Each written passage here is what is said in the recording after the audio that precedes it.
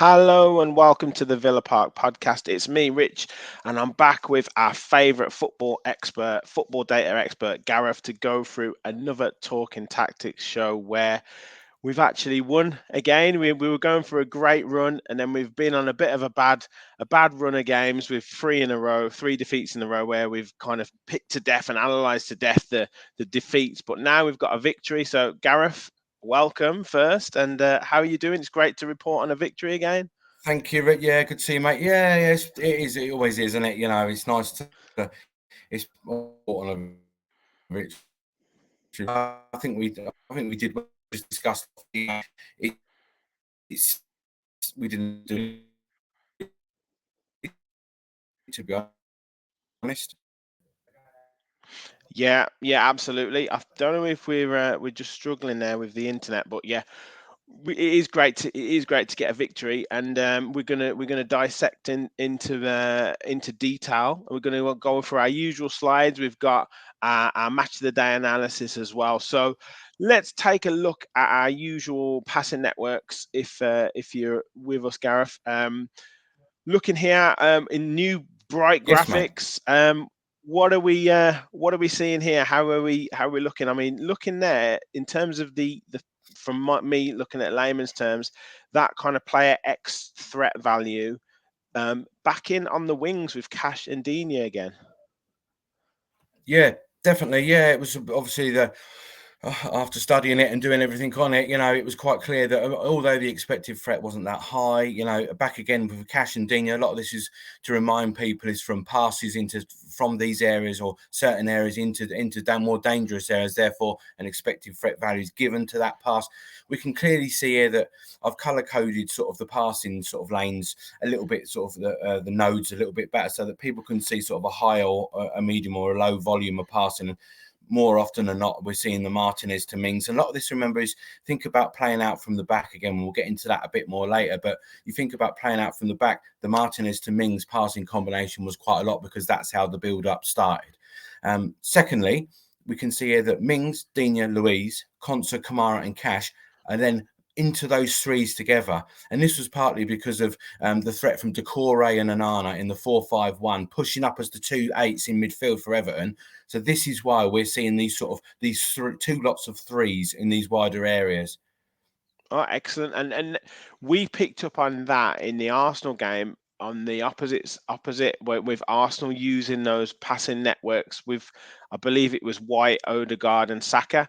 And it's interesting because you said that that's kind of what Emery wants to do with us and have those kind of triangles and those passing networks that kind of work effectively. So it's interesting to see that, even though it was sometimes to negate the threat of Everton, but it's interesting to see those passing networks kind of come into fruition. Yeah, yeah, definitely. I mean, I'm not a mystic Meg, I'm more of a septic leg, but as you can see, that's pretty much what has come to pass. That's how sort of, especially against the 4-5-1 or against two, when you've got against the midfield that have sort of got two midfielders that are playing higher up as eights, as Xhaka and Xhaka and Odegaard did. You're then required to sort of have your two central midfielders into those areas, sort of thing. So yeah, not so much sort of the width with Everton, although they did try that. It was more sort of the Decore and Anana pushing as higher up as they could. So it was definitely sort of the necessity that Emery had to negate that, which and we did. Yeah, absolutely. And then kind of looking at the influence slide, our usual one there. Again, that kind of bears fruit really. The way that those passing networks and obviously Mings, Cash, Konsa, their names are quite prominent Yeah. here showing. Yeah, exactly that, and it's like, again, it's more to this is sort of more to do with sort of a involvement in passing sequences. So Cash and Mings obviously were obviously quite involved here, but again, if you take Cash and Dina out of this and just focus on Mings, Louise, Kamara, and Konsa, we can see again that this backs up the positions again that those they were having to negate those two number eights. Again, it's sort of another way of sort of looking at it, but if people cast their minds back, they will see that is the case. Nice. Yeah, and again, little bit more spread out as well, and just yeah, good to see when we were commenting before. It's good to see that we were involving all players, whether they were kind of in different passing networks, but you know not just using one way of attacking, which obviously Villa have been guilty of in the past. No, definitely. And I think especially away from home, managers that I've worked with, especially they away from home, you're very much sort of not entirely, but you are quite focused on how you're going to set up defensively because then you're away from home. Chances are you're going to be your backs against the wall, sort of whether to a higher level or a lower level. So it's important to get that shape right. Yeah, yeah, absolutely. And then looking at our XG and our the expert game flow in a second. Obviously here, XG timeline. What is this telling us? I mean, just layman's again. It it looks like that Everton did have a little bit more, a little bit higher XG. And again, but Yeah. looking at the second halves for both teams, trying to push it in the second half, and us obviously being that little bit more clinical. Yeah, exactly. Like this is the non-penalty XG timeline. So obviously we take the 0.79 away that would be awarded to the penalty. So Ah, in fact, Villa start. I think put a 7. I can't remember 1.94. I think it was eventually. So you put that on top of that. We did in fact top the XG, but we take the penalties away because it's just a better way of sort of looking at yeah. things, sort of open play chance creation. But yeah, Everton obviously needed to sort of home form and sort of try to sort of build on that in the second half, and they did have quite a few more shots. I was 15-9, I think, or 15-7, something like that. Can't Yeah, remember what it yeah, was, but 15 to yeah, 9, I think it was. yeah, 15. So again, we can see in the second half, but we just, this is quite probably not representative of what we saw in the game, maybe, because it seemed like those Everton chances were a bit few and far between. But yeah, it is what it is. Yeah, exactly. I know they have that strange one where Conter is lying down and he hits his leg, and then Mings Yeah. ends up clearing off the line. But as I say, being at the game, there was a header from Onana in the first half, but I don't really remember them having too much in terms of, massive threat. We kept them at arm's length quite well, I felt.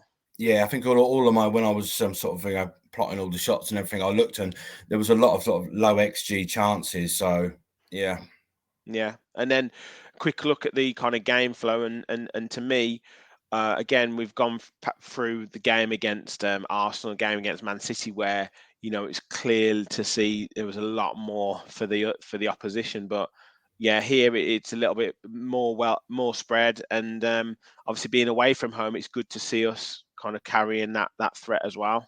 yeah. I mean, obviously, we started the game well. We can see that, and that sort of correlates quite nicely. And we did have a period over sort of between 15 and 25 minutes where we did sort of look a bit more of a threat. But yeah, in turn, as you really expect the home side really to sort of impose themselves a little bit more. But you can see that we did a sort of minute periods of threat, if you like, and then the penalty on 61 minutes, then the goal just after that on 80. So I mean, yeah, it is what it is again, but we created some chances. The threat was there. We were just a bit more clinical on the day, I think. Yeah, yeah. We're gonna have a look at. You've got some wonderful still images for us as well. Mainly focusing in a second on our kind of defensive shape, our build up from the back, and a little bit of learning that we've seen from corners. So it's gonna be interesting. But while I'm just getting that screen up, please, as I say, make sure you like the video. Please do make sure you subscribe to the channel. We are well over 1,000 subscribers now, so on the way to 1,100 actually. So please do hit that like button, help us spread the word of the channel, and please do subscribe. So yeah, Gareth, you're looking at here the build-up shape, and obviously giving us some diagrams here, some arrows, and looking at kind of some detail here. So what are we looking at here, mate? Yeah, so I don't want people to feel like they're getting bored of me talking about a box midfield shape, but it's important that we continue to see continuity on this podcast because we want to see how a style is being implemented and is it being implemented on a regular basis? And the answer to that in midfield is yes, it is. We're seeing 4 midfielders. We're seeing those two, McGinn and Ramsey, come in, Kamara and Louise in the 2 DM positions. We're seeing that on a regular basis. So we can pretty much say that that is what he wants to do, home or away, a bar a miracle. That is what he wants to do. Now, the difference for me in this game was you didn't necessarily see Digne normally up on that far right left hand side past the halfway line. In the build up, he wasn't. He wasn't Right. doing that, and neither was Cash. Cash doesn't tend to do that anyway, but we saw a more of a flatter back four. It gave us a bit more of a solid base and options to play out to either flank should we need to do so. And we just weren't as higher up as what we normally would be. And I think away from home, that's probably the right way to go. Cool. And then in the second phase here, what are we kind of looking at here in terms of kind of the movements and pulling sort of Everton out of position? Yeah, I mean, I think we can all argue that John McGinn was probably his best performance this season in a Villa shirt, and I think on and off the ball was really, really key, because here we can see that he was the one that tended to sort of come inside that little bit more, just to allow the more creative of the two centre midfielders in Luis just to move forward and add that extra man sort of into that number 8 position in the half spaces, and let Kamara just sit a bit deeper. Now, this wasn't rigid, this wasn't happening all the time, but it was just, I was quite impressed with that sort of second phase of the build-up where we sort of noticed things going on in midfield. Yeah, it's good to see, really. And like you say, McGinn probably for the majority of the game was the standout, and then Ramsey kind of came into it a lot in the second half, and it was good to see those two linking up well and sort of providing a threat, carrying that ball forwards. And Yeah. yeah, I think with Louise, you're seeing a different player at the moment in terms of that, having that kind of solidity behind him in Kamara, and he's able to kind of play that sort of almost like a midfield general role where he's putting tackles in, but he's also getting involved in the play going forwards. Yeah, and this is the way you want to set up, especially if you're in that 4-4-2. You do want, really ideally, that double pivot in midfield and one of your sort of sitting midfielders and that's his role. That was his role at Marseille. That was what he was good at. That's what they need to do. I mean, Ramsey is in the side, I think, more for his ball carrying ability. I think that's probably why he's in that side. For me, there's still questions about him in this shape. I'm not saying, I'm not criticising him as a player, but I think he's in there for his ball carrying ability. I just want to see that little bit more from him. Yeah, Sort of. yeah. Oh, definitely. But it was good. It was encouraging signs to see that particular second half. And then you've got a couple of slides here on sort of playing out from the back. So, what did you notice here? Obviously, you touched on it in the passing networks and player influence slides. Obviously, Martinez to Mings was used quite a lot. So, what are we seeing here? Yeah, again, so I think if people this is what when we look at sort of the data, we look at the video and then we refer back to the game, in our minds, I think everyone is fair to say that they noticed this. They noticed that Martinez would always end up playing out to Mings in that first phase. I think everyone could agree with that was the case. And I know people have got sort of a bit of a bone of contention about playing out. It can be nervy, but it has its rewards. And this is what I've put in this slide. We just need to be getting this right. The second phase is the playing out from the back is fine. And we'll see it here sort of like, Martinez to Mings, which again correlates to the passing network. We saw that was a little bit more common. And if we move to the next slide, Rich, we'll be able to see that on the second phase, we know that Mings then goes back to Martinez. Martinez plays out to Konsa. Konsa goes out to Cash. This is the way it was against Everton, and whether that will be the same, we've seen this quite a few in sort of so many games, but a lot of the time it is back out to Digne. So we saw a lot of a change in this where it went from back into Martinez to Konsa to Cash.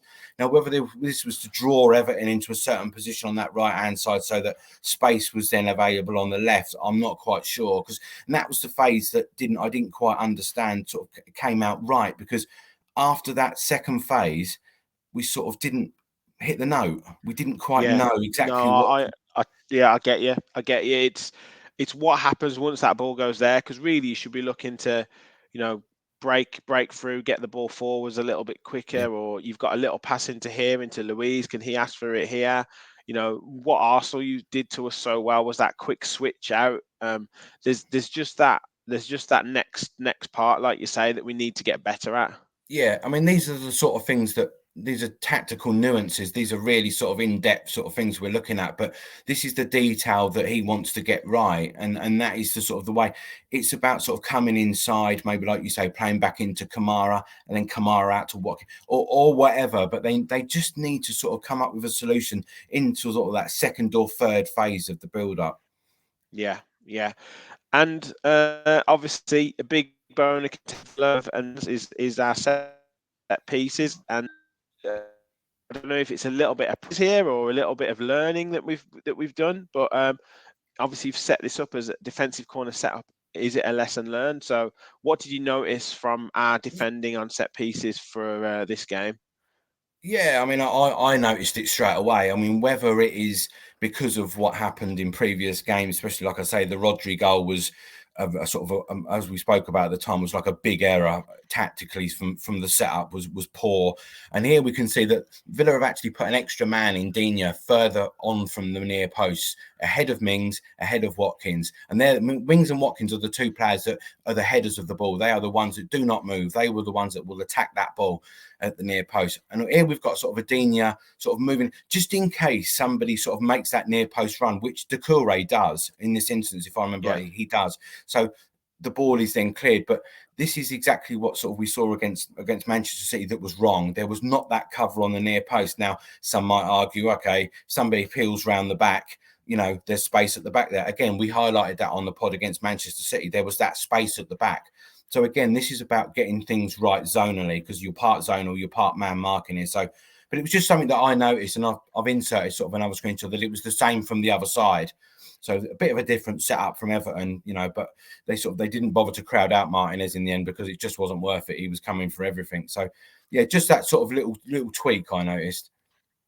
Well, that's great, and it's good to see us kind of learning things and sort of moving forwards with stuff. And ultimately, it's about competing for the ball and not letting your man get away from you, isn't it? And sometimes if the delivery is right on a set piece, then there's not a great deal you can do. But you've got to first thing first, you've got to attack the ball, and you've got to stop your man from moving and getting a run on you. So we can do all these different systems and man marking, zonal marking, part man, part zonal, but ultimately it's about attacking the ball and getting there ahead of your man, isn't it? Really? Yeah, it is. I mean, it's difficult when a lot of managers like Benitez, he was famous for playing sort of a completely zonal system where he was just letting runners come in and they would deal with it if it come into their zone.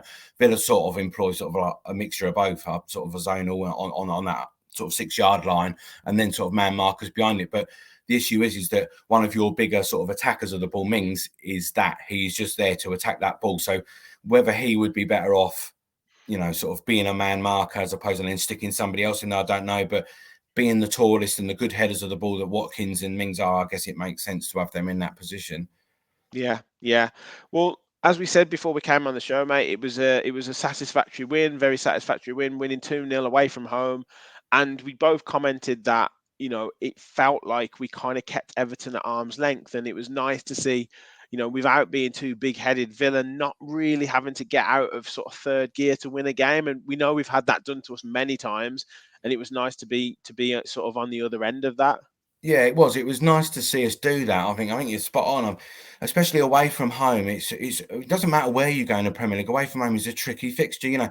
And to get that sort of that penalty and then sort of see the game a little bit, let it roll out, and then for Buendia to come on, the substitutions were good. They all made an impact. I think it's probably fair to say the setup was good, and away from home, it's important to get 2 points. And like you said, I don't think we had to do that much to win the game, to be honest. Yeah, yeah. Well, we will see what happens against Crystal Palace at home. Emery's talked about wanting that home form to turn around and for us to kind of, he's got, is it 4 wins out of 5 away from home, but that form hasn't necessarily been replicated at home. And I think he's getting the crowd with him. We've had entertaining games. I think we just want to see that kind of form replicated at home, don't we? And Yeah. Palace is going to be a tough game, but another winnable one, mate. Yeah, exactly. I'm quite looking forward to that because I think Palace away from home are quite passive. So I think that, they'll rely on the counter attack, especially if Zaha comes back fit, which is a possibility. But it's massively important we follow it up. We have to beat Palace, I think, at home because it's no good winning away at Everton. And would be typical Villa, wouldn't it, to get beat Yeah. by Palace at home after. But it's important we sort of make an impact at home. Yeah, you're right. Definitely. Well, as I say, mate, it was great to come on and discuss a win again. And yeah, fantastic analysis as always. As I've said before, please do leave a like on the video, help us spread the word of the channel. This show in particular has done wonders for the channel. So please do subscribe because we're on every week doing talking tactics for reaction to the game or analysis of the game. And we're also, I think, an international break that's coming up soon. We're going to do a live show. We're already getting questions in about what you want Gareth to focus on. So please do over the next week or so, get your questions in, give him some time to prepare. get them into at Villa Park Pod, or DM us, or whatever you want, or just ask us a question in the chat and we'll pass them over to Gareth. Once again, Gareth, as I say, every week your following is getting bigger and bigger. Where can people find you on Twitter? Yeah, you can find me at that great AJC as always. Excellent. And as always, please do thank you for watching. Thank you for joining us. Please do leave a like on the video and subscribe to the channel. And as we always say, remember, we all follow the Villa. Thanks, everyone. Bye-bye.